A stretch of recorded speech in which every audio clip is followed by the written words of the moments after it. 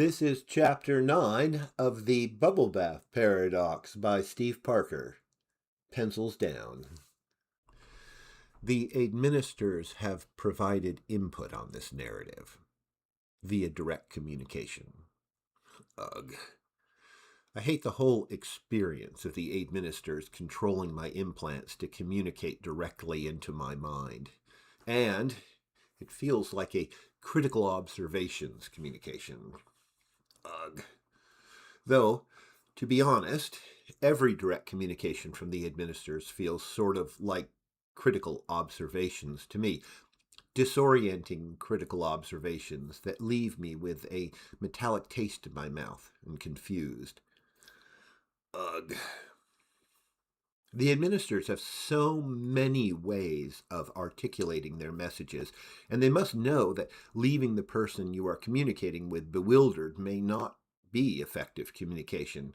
So why do they use it? Well, they rarely do it. When they communicated the offer to write this narrative, they just sent a video with a slightly attractive human avatar describing the terms. It was clear and easy to understand. There are certain changes in the terms of this writing gig presented in this direct communication, but suddenly having the information appear in my mind as if they were my own thoughts left me doubting the information. I don't think this is just because I doubt my own thoughts. When I negotiated the grant application for the ongoing time sampling experiments, the administrators preferred direct communication. I once received several in a single day. To this day, I'm not sure how many I received, just that it was more than 2, I think. I know that few people ever get direct communications, despite essentially everyone being wired to receive them, so I'll describe the experience a bit. One thing I cannot stress enough is that it is always peculiar getting input from the administrators, especially directly. It is often hard to understand their meaning. Now, picture having unanticipated administrator-crafted thoughts masquerading as your own, abruptly appearing in your mind. I know it is impossible for the standard implants to cause pain, but I feel tender and swollen after direct communications. My brain feels tender and swollen. In the past, when I've received multiple direct communications in a row, like at the start of the last series of time sampling runs, I feel like I've developed a blister or pus-filled boil inside of my brain.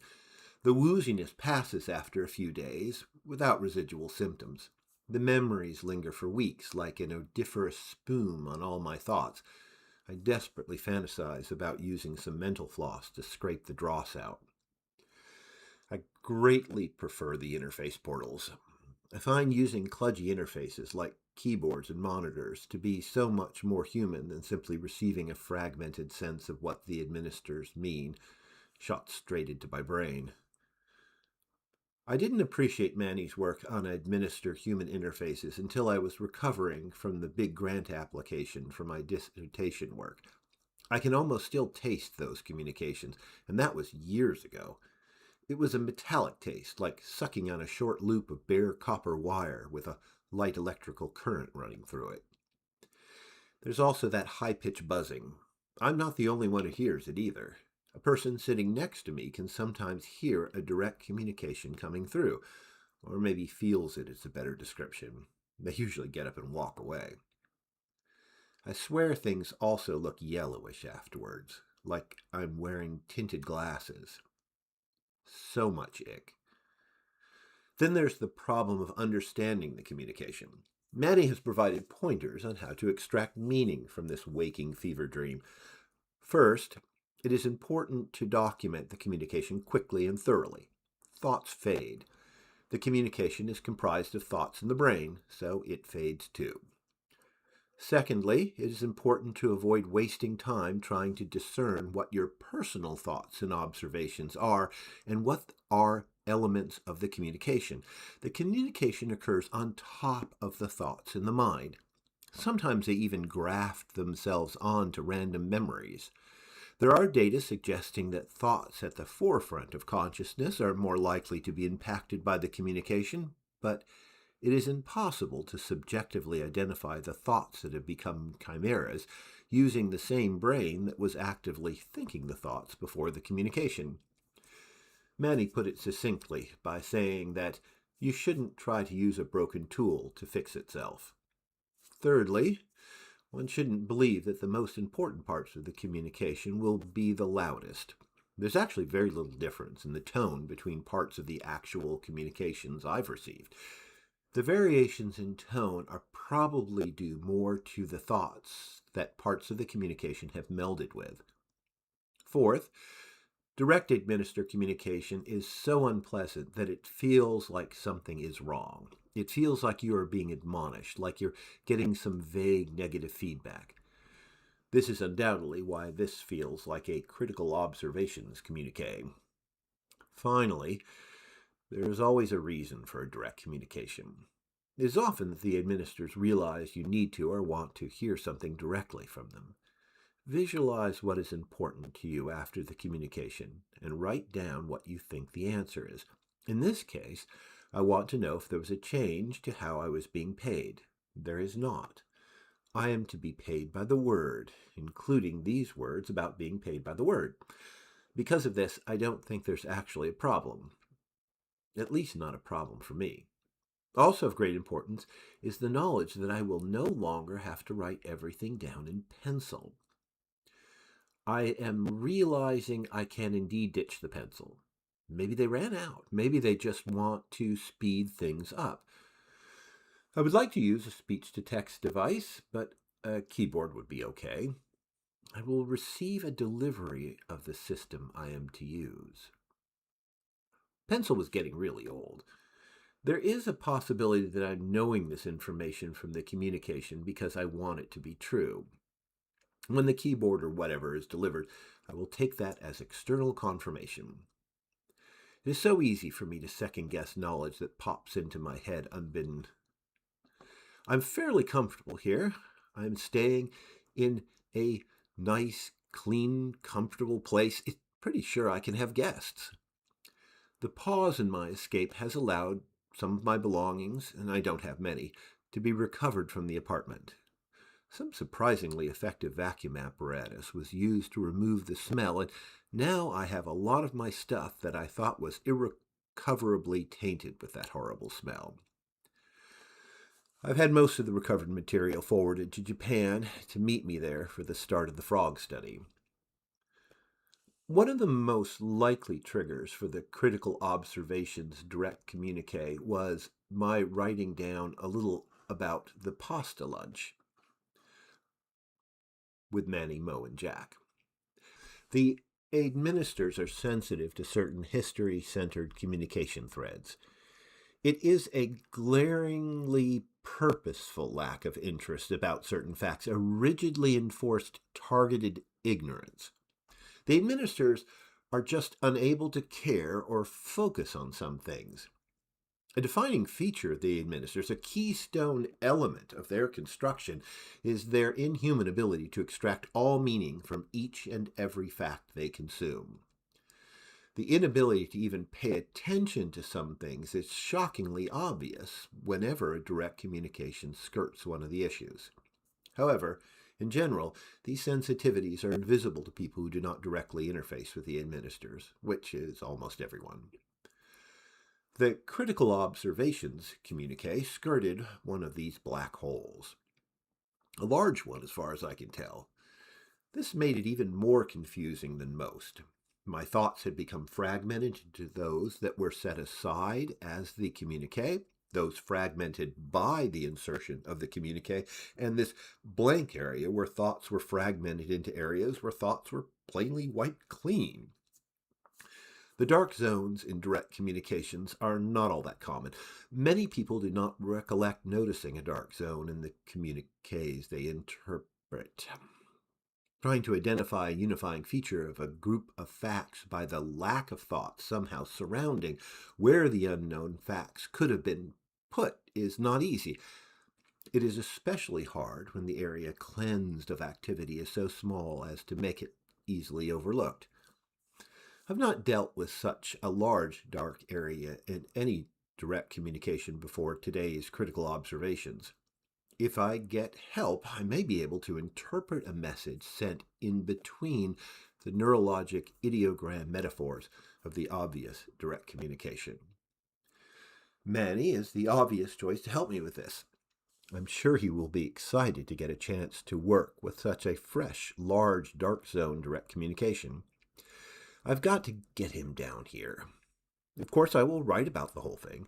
I think this narrative needs some detail about what is going on between the administer clients and the creative talent, me. If a part of my brain is being temporarily wiped clean to send a hidden message, while I am actively using my brain to recollect recent events in order to write this narrative, then that message is probably of great importance to the narrative. The interface used in the farms is subtle and immersive. The administrators engage the various perception zones. Essentially, they take over the senses. I've experienced it, and it is not uncomfortable at all. The opposite, in fact. The time I spent in a farm, and it was only 2 weeks or so, was incredible. I was simultaneously excited by an unbelievable amount of sensory input and calmed by the unthreatening and safe nature of that input. One really isn't really controlled in a farm. You're able to cast your perception net anywhere you might want. The human mind has a tendency to fall into particular thematic patterns in the perception flow it gravitates to. Most of these are not helpful. Some are harmful, and some are wacky. In the farm, the consequences of the perception stream choices are muted. If one gets caught up in a conspiracy loop, it is almost impossible for them to attempt to murder all the lizard people, for instance, like that one fellow supposedly did back in the 2030s. When was that, anyway? Conspiracy loops are certainly wacky, and the farms that specialize in them are of great interest to researchers studying the dark zones in administer communications.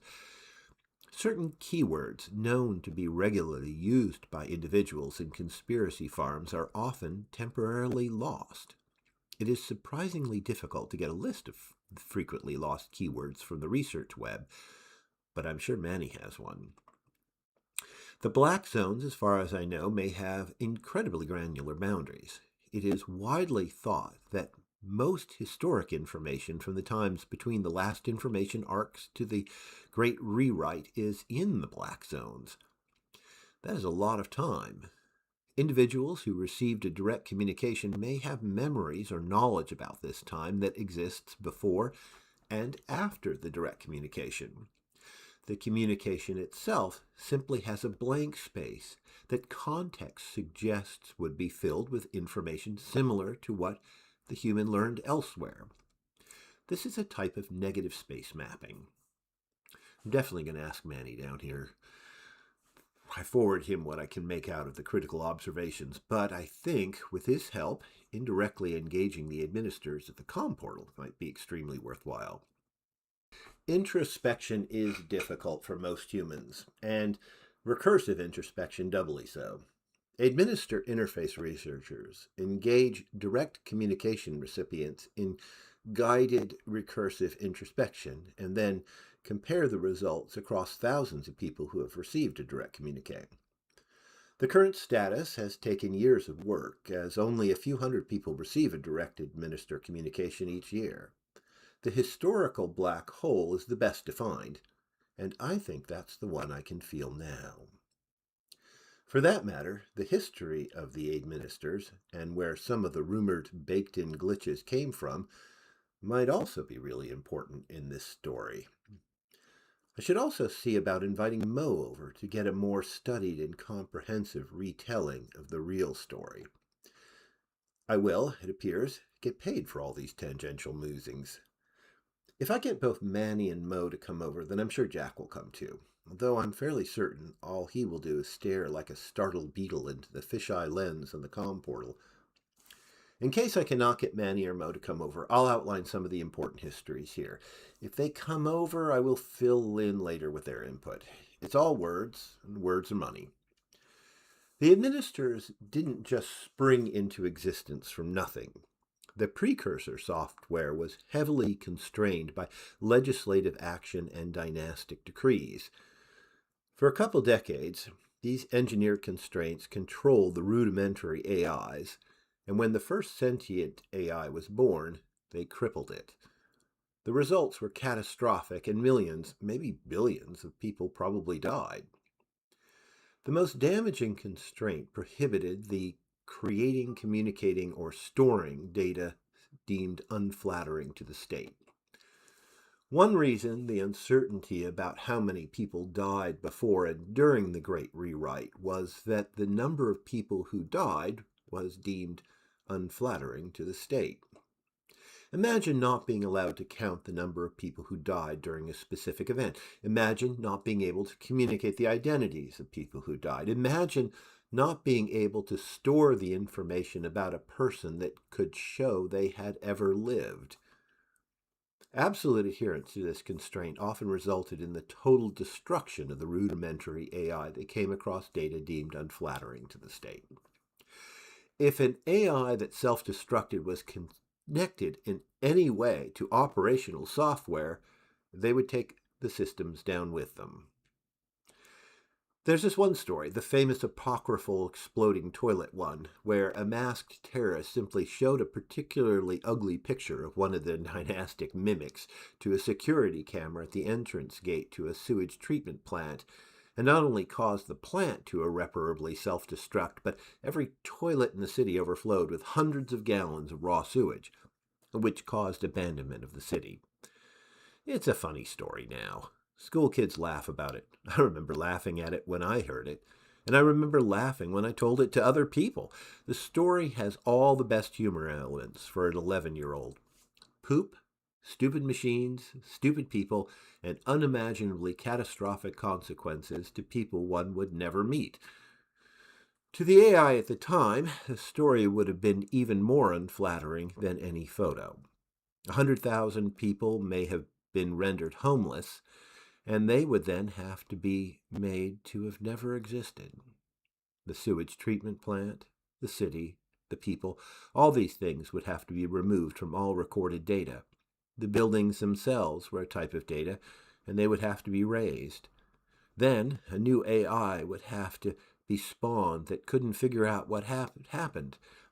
They would need something like an administer black hole to prevent them from accidentally figuring it out. The origin theory for the black holes suggests that the reason they developed also prevented them from being removed. There may even be black holes concerning the existence of the data black holes. Imagining the complexity of the administers, there may be a recursive black hole generation loop that spawns them out to infinity or beyond. I hope that getting Mo out will help me to properly capture some of the impactful black hole topics that could be important to this narrative. Some that I know about are: 1. The general historical era between the last data arcs and the Great Rewrite. 2. The dynastic North American clan. 3. The identities of the AI mimics in positions of power. 4. What caused the Great Rewrite. There are more, but they are all intimately tied to the origin of the administers. Hey, I hear something at the door. It's a delivery, a box. It is a keyboard. No more pencils. Let me get this set up and then get back to the central narrative. You have been listening to Chapter 9 of the Bubble Bath Paradox, written and read by Steve Parker, with music by the transcendent Victor McSurley.